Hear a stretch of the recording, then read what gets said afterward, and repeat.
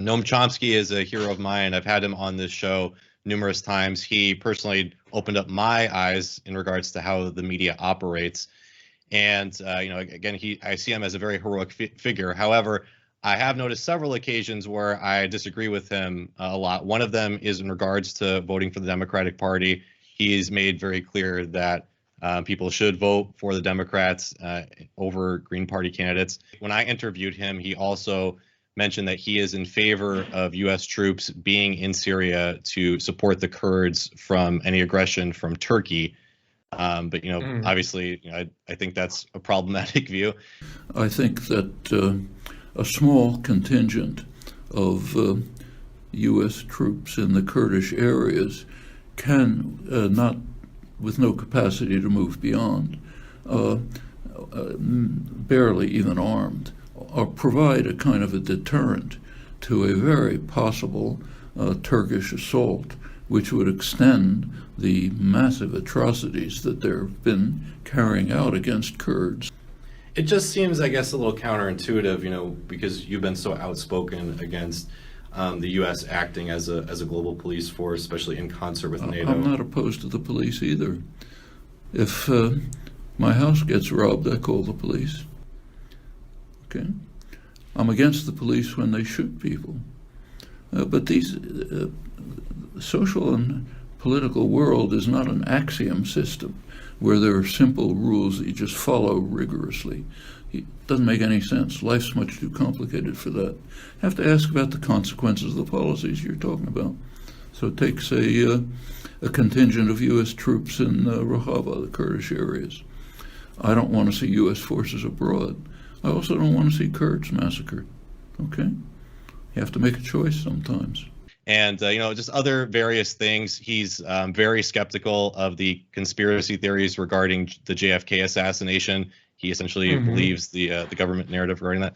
So I'm just wondering if you think that some of Noam Chomsky's positions, because of this status that he's given in the left, that some of these issues may be helping out the more imperialist side, where they can say, well, Noam Chomsky agrees that there should be troops in Syria to protect the Kurds.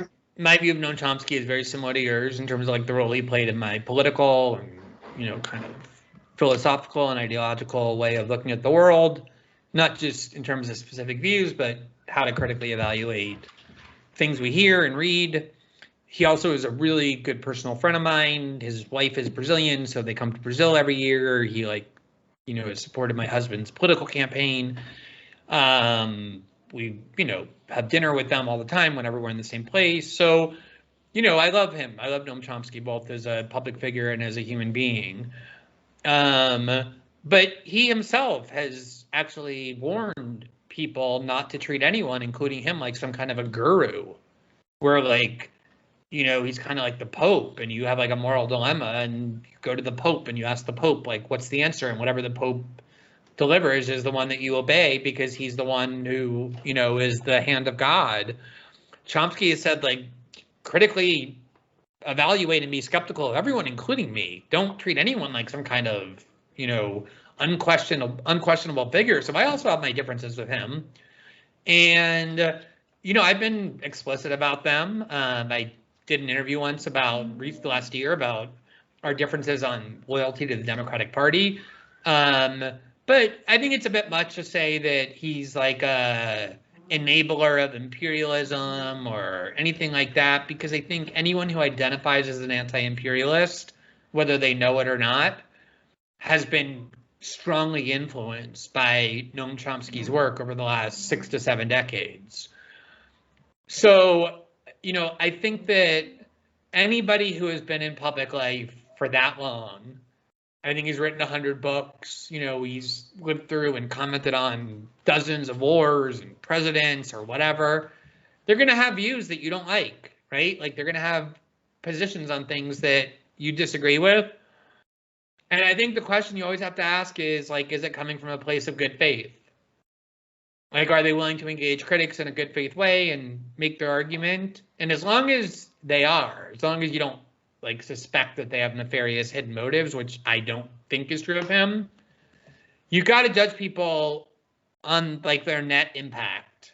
And I think it's very hard if you're anyone who identifies with anti-imperialism or anything remotely related to the left to say, despite those differences that I also have with him, not necessarily all the ones you've named, but those and some of those and others, that he's anything but a huge net benefit to politics in the world.